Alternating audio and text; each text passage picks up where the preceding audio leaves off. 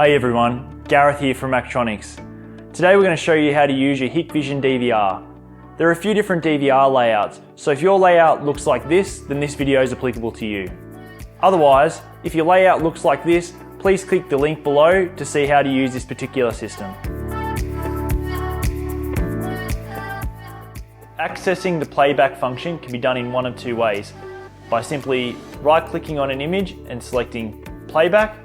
Otherwise, if you're in the menu, you can also click on the playback icon here.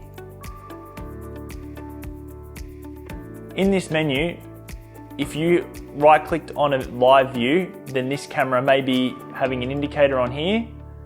Otherwise, you may have to select the cameras you wish to play back. In this case, we will be playing back side gate and driveway. To access other months, you can click on this icon here and you'll start to travel back months at a time. In this case, we have footage all the way back until April. To play back a certain video, simply click on the day you wish to view. That day's events will now be indicated by these red markers. For instance, we will start playing back. It will start playing back at midnight. That will be indicated here, 1 AM, 2 AM, 3 AM, and so on. If we drag our mouse over to late 10 AM, at this point now, we're viewing footage at 10 in the morning. At this point, if we drag the mouse over here, we are now viewing at 2:43 PM. If you want to zoom in and see the footage indicators in more detail, this can be done by zooming in over here.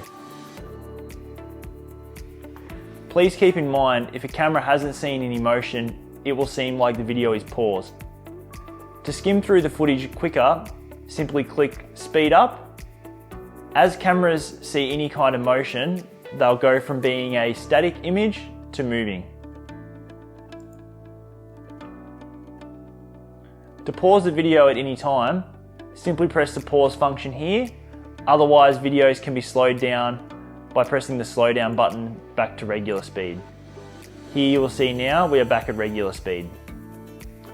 We can also select other times during the day by clicking on the event here. At this point now, we're at nearly 5 PM and we'll see a car coming up the road. To pause, simply press pause, and to see that vehicle in more detail, we can double click on the image and we can use the digital zoom feature. To access the digital zoom feature, simply click digital zoom or zoom in and start double clicking where you wish to zoom. In this case, we're going to zoom in on this bin. Zooming is easiest done by using this slide on the side here.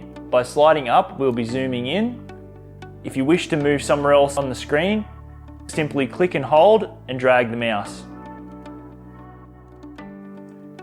We're extremely zoomed in here at this point and you'll be able to see the details and the numbers on the side of this bin.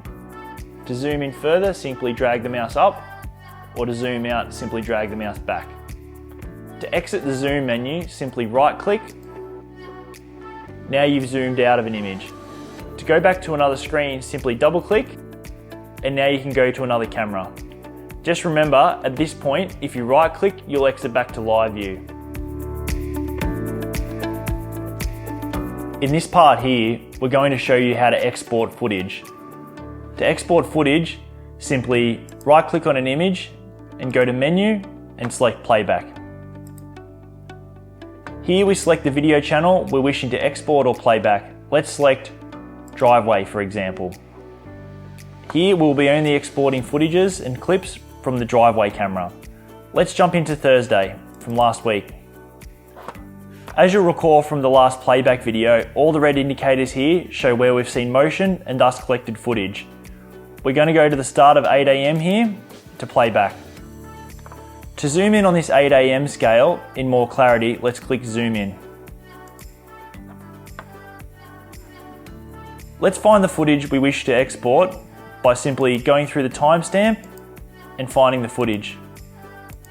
We're jumping forward of time by clicking on this indicator, otherwise we can also fast forward here. When we find what we want to see, we'll press pause and we'll go back to the beginning of that motion.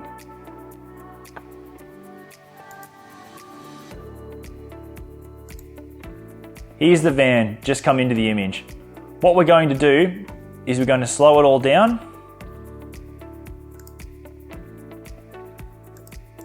We're going to come back down to regular time now. Let's go back to just before the van came into the image here. If we press the start clipping here, we are now indicating where the start of the footage is that we're going to be extracting. Any footage that comes after this will be stored in a file manager. We're going to play through the footage here that we wish to export by pressing play. As you'll have just seen, the van will come into the image shortly. We're going to speed up to when the van exits the image here.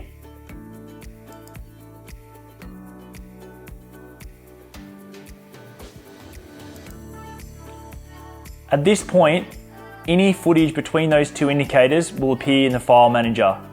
To indicate this is the end of the footage we wish to select, we're going to click Stop Clipping here, and we're going to go into the File Management tab here. These are the two files that occurred at these timestamps between these two instances. To select these to be exported, we can click Export All, or we can select them both individually. We're going to select them both individually. Now that we've selected those files, let's click Export. If you've already got a USB stick in your recorder, you'll see it automatically here. Otherwise, if you're just inserting your USB stick now, you'll have to click Refresh for it to appear. We'll show you where to plug this in a moment's time. So this is just a sample recorder. We're going to show you where to plug the USB in. If you've got a mouse at the moment, you may not be able to plug into this USB if it isn't available. However, in this case it is, so let's plug the USB in here. If it's as simple as that, you can export there. Otherwise, if you've got your mouse already plugged in there, you can either spin the recorder around, and you can either move the mouse to this port, otherwise you can leave the mouse in the front and plug the USB in here. Either configuration will work fine. Once again, this is just a sample recorder, and you will have a lot more leads plugged in here, such as cameras, HDMI, etc. Now that you've plugged in your USB, if you haven't already, click Refresh, and your drive will be appearing here. We'll select it here if you haven't already. Next, we can either create a folder to put these videos in. I've already created a folder called CCTV with some other videos in it already. So now we're in the folder where we want to export the videos to. Let's click Export. This is very crucial. Here we need to export both the video and the player, as without the player, we won't be able to play the videos on your computer when you hand the USB to whoever you wish to play back the footage to. So let's now export that we've got video and player selected. If you've got multiple videos selected, such as 8, 10 or more videos, and some of these files are longer than the other, you'll have to wait for all the videos to export one by one. Seeing as we've only got 2 videos, this is just exported quite quickly. Now this is done, let's click OK. If you wish to, you can select more videos here, but we're all done exporting, so let's click Back. And we'll click Cancel to go back to the main menu. All your videos are now exported onto the USB stick and ready to go. To get back to the main video, simply right click, exit the menu if you have to, and now you're back at the home screen, ready to go. Now that you've successfully exported your files onto a USB in the previous step, let's show you how to play them back on a laptop or a computer. To play back the footage, simply click This or My Computer, and let's navigate to the USB stick. All of our files are available in the CCTV folder, as previously extracted. Remember how I asked you to extract the media player in some previous steps? Now we need to use this particular media player.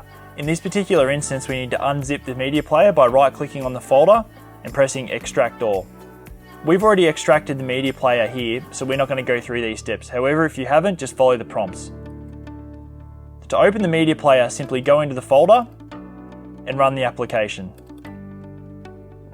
To open files, simply click File, Open.